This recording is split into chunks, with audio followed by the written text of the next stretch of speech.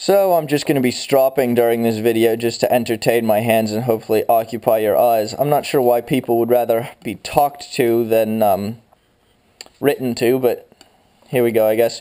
This video's, I guess, my opinions on YouTube user JDavis882. He goes by Crimson Tide Shooter on the forums. And I caught some fire because I said that I liked him the other day, and people seem to confuse saying that you like somebody or thinking somebody's an okay guy or something like that with saying that you condone everything they've ever said and done and whatever. And that's not true. I don't agree with him on everything. I don't like everything he says or does or anything like that. I'm also not having sex with him. But I do think that he's a decent guy who has gotten a particularly unfair shake after the whole S35VN incident. And so my opinion on all that is there are two types of data, quantitative and qualitative. Quantitative is obviously you produce concrete numbers and such, and qualitative, you're reporting your observations. And while quantitative is usually much cleaner, so in a way it's much more preferable just in that you have something relatively concrete to play with, it's not necessarily any more valid than qualitative. And so when this whole thing happened, here's a guy, he's got results. I will fault him for the lack of demonstration, I guess, of the issue. I think that if I were going to be involved in a flame war or something to that magnitude, I would have gone out and invested in one of those like $30 USB scopes or something like that off Fleabay, and just, posted up pictures so that I could say, this is what I'm doing and I can see it normally, and now you can see it, and I don't really have any problem taking him at his word. I don't think he has some sort of dirty agenda or something like that, but given the level of animosity, I would have considered that a relatively worthwhile investment, just so you could show, okay, this is what I'm doing, this is what's happening with S35VN, and this is what's not happening with S30V, and, I think it's perfectly reasonable to make that observation. So, while everybody else is pissed off,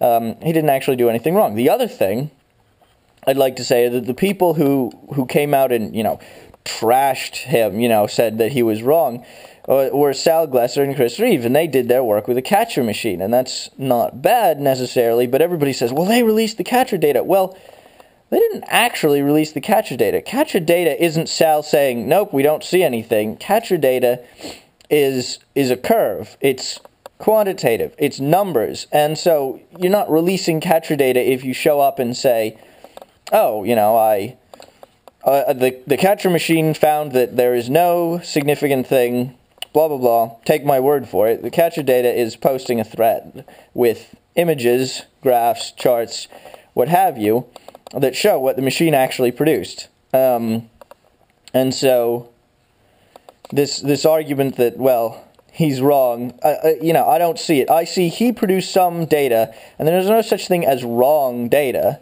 He produced some data, and the opposing argument didn't. And, I'm not a huge fan of S35VN, but, and I'm not trying to say that S35VN is right or wrong, but I think that he was unnecessarily browbeaten over his findings, and I don't think his findings were legitimate. So I thought that thing was kind of bullshit.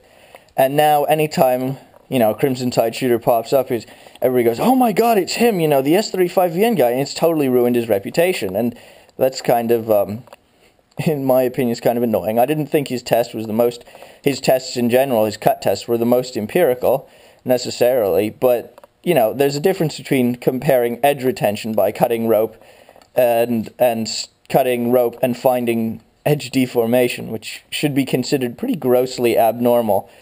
And there's something else to mention here, which is that some of these high carbide volume steels, and obviously I don't have the curves in front of me, but you can heat treat them to lower hardnesses, something in the 58 RC range, and actually produce lower toughness than if you had them at something like 60, 62 RC. So there's a sort of a mistaken assumption with steels that your hardness will tell you everything you need to know about the steel. You know, and it's just not the case. So I think that needs to be addressed as well. Anyway, the one thing I do fault him for, though, is and perhaps I'm guilty of the same, is he spends a fair bit of time hypothesizing about certain things that I'm not entirely sure merit it in certain ways, and he's entitled to his opinions and such, but I guess I don't want to get into specifics, so we have a big debate. But I guess I would say things like what's a recent one? Well, I just finished watching one of his videos on Strider's lockup, Strider's new lockup, and he thinks that that's the best in lockups, and I guess he's entitled to that opinion. But the problem with Strider's new lockup, let me grab a pencil here. So you have two different types of lockup on a frame lock face. So imagine a blade tang here. You have one that's shaped like this, and I'm drawing these exaggerated, and you have one that's shaped like this. Obviously, and the frame lock, I'm not sure how well this is going to show up on camera, and the frame lock is shaped like that, and it moves this way against it. Strider used to have this one. That was Strider's old lockup. And then Strider's new lockup is this. It's just a straight angle. And the difference is obviously this one is cut on a round grinding surface, and this one is cut on a flat grinding surface. Now the problem with this one is that you get lock travel more quickly initially, because this is basically parallel to the direction of travel. So you go that far, and then you're wearing just this little corner here as it goes across. Whereas this one, you have an even plane of travel, so this will wear off to whatever angle and stop. The problem is that when you apply force this way, so this is the blade attempting to close, this is a flat plane, and so the lock bar is able to just slide off like that. Whereas with this design, this is called the safety lock face feature, this will go over here, and as you apply force, it'll back down, but it's only able to back down until it gets to this flat part, where there is no longer any force vector driving this to the side. So this face can obviously deform and it can still fail, but it gives you a greater difficulty in, it will not slip off the side, is the hypothesis at least. I'm sure Kylie will have an opinion on this, as he always does, but this is sort of the philosophy behind both. And I think there's a bit of a fallacy in this belief that frame locks are incredibly strong. But this is Strider's new lockup, and so that's why I take a bit of an issue with the opinion expressed that it's, you know, the best in frame locks, because, well, what is it the best at exactly? I mean, obviously you could texture this face or something like that so it bites into the titanium or something, or you could use softer titanium on this one so this edge just shears off this way and that gets fucked. But broadly, though, I will say that the frame lock is an excessively popular locking device, which is not terribly wonderful in my opinion, because you're asking when you're camming like that, the amount of force you're applying, and you're applying it just to the top edge of the lock face. That's what really has to deform, because there's not that much movement. If you think about the amount of movement you have to apply, your effective lever arm, you're applying outrageous forces to titanium, which is relatively soft, a more or less unhardened lock face. You know, you're going to cause it to fail. Your actual locking surfaces here are quite small, and your mode of failure is, like I said, I don't hate frame locks, but I take issue with the argument that they are the hard use lock. A compression style lock, I think, has been pretty repeatedly demonstrated to be a stronger locking mechanism. So we can look at compression locks anywhere from Spyderco's compression lock, which I quite like. Admittedly, I like in conjunction with their bushing pivot system. There's Spyderco's ball bearing lock, and there's the Benchmade axis lock, again a type of compression lock. There's the arc lock, which I think was on older cold steel knives, then cold steel knives now have their, oh, what was it called? Their triad lock, that's what it's called.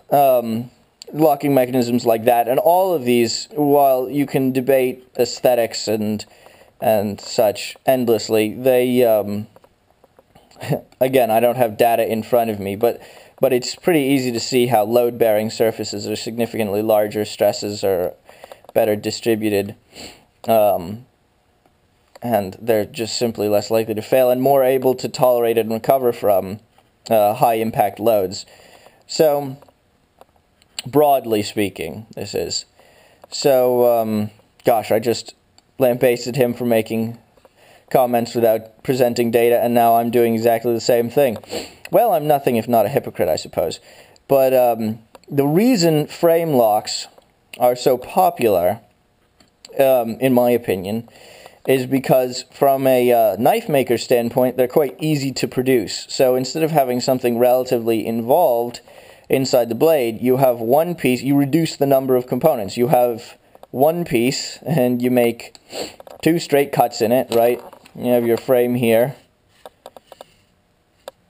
and you just cut here and there, and then take a little meat out of there, and you're done. And that's your entire locking mechanism on that side. So it's relatively simple to produce, assuming you're producing everything to high tolerances. Whereas a lot of these other mechanisms involve more moving parts, more things you have to put in. You have to get springs for them. You have to maintain tolerances across other places. This is relatively easy to adjust. You take this, you make it slightly too long, you cut the blade tang, and you take off here until it fits, or you can do it however you like. You can take off of the blade tang until it fits, or you can adjust the stop pin size until it fits. There's a lot less that has to sort of go together, whereas something like Spyderco's compression lock, for example, you have this here, blade butts up against it here, then you have the lock here, and then you have the other part of the blade tang here, and all this has to fit together perfectly. And while it's true you can take material off of any one of these different things, you don't have so many things that have to go together perfectly. You can't just cap this the way Strider does on their locks when they go too far. And that brings up another issue I have with Striders, which is, so normally, if we're viewing a blade from the spine, you have your stop pin here, and that, which I guess it doubles for a thumb stud on a Strider.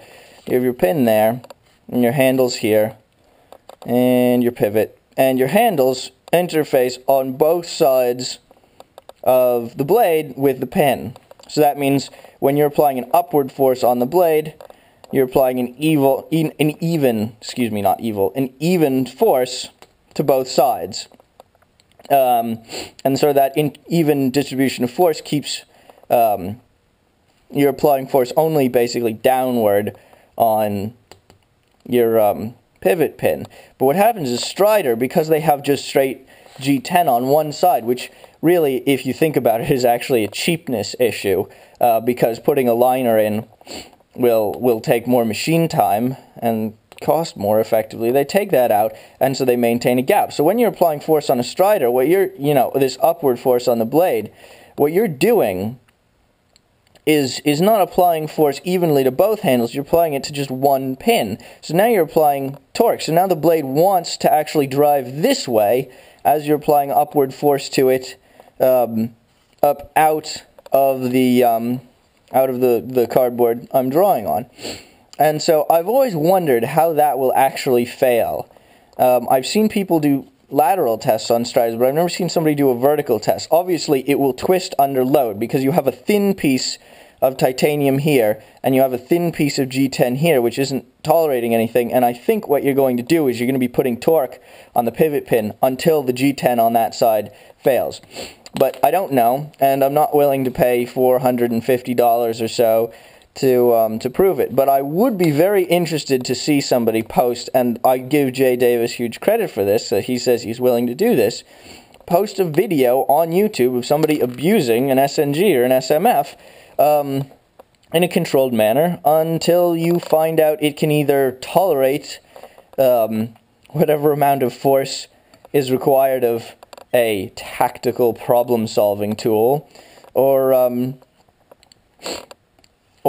it fails and you get to see its mode of failure. I guess I look at how thin the titanium is on there and figure, well, that's really all it's holding. That titanium scale is really all that's holding that knife together. You could throw away the G10 side to some extent, because drilling G10, this I know from my composites experience, drilling G10 or any other composite is really not your ideal way of putting things in it. In essence, anything that's going to be enduring a load, especially shock load, because you're not distributing the forces over a very large area. Composites derive their strength through their fibers, and if you just drill a hole in it and put a pin through it, you're distributing the force over a remarkably small area. Very few fibers are able to take it, and those fibers have been cut when you made that hole.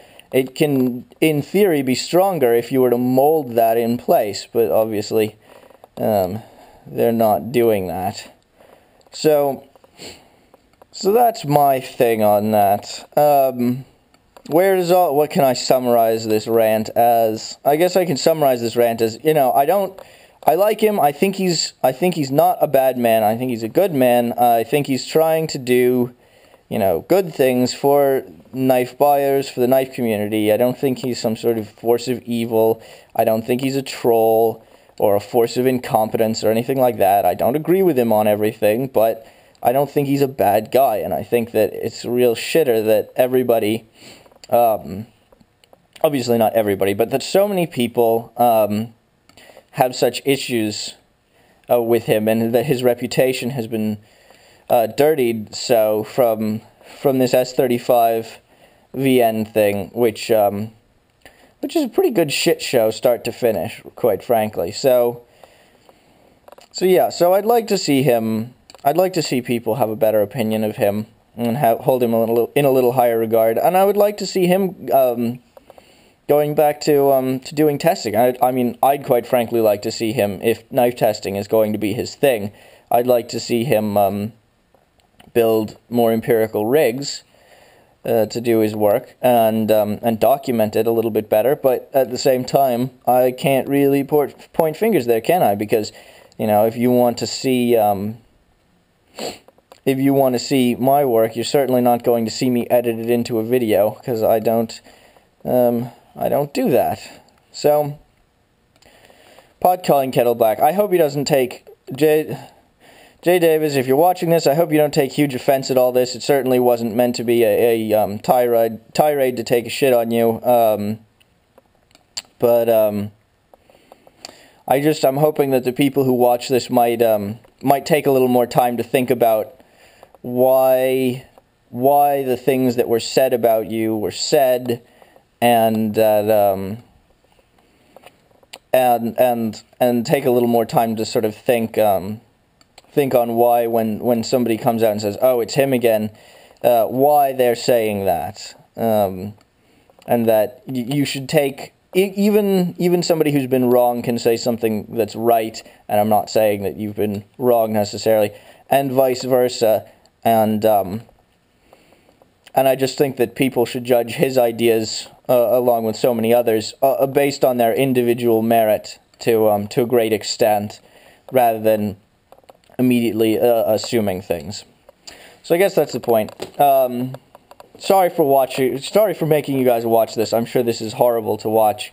All this time stropping has produced a nice finish on this blade. Anyway, thanks guys. Catch you later. Peace.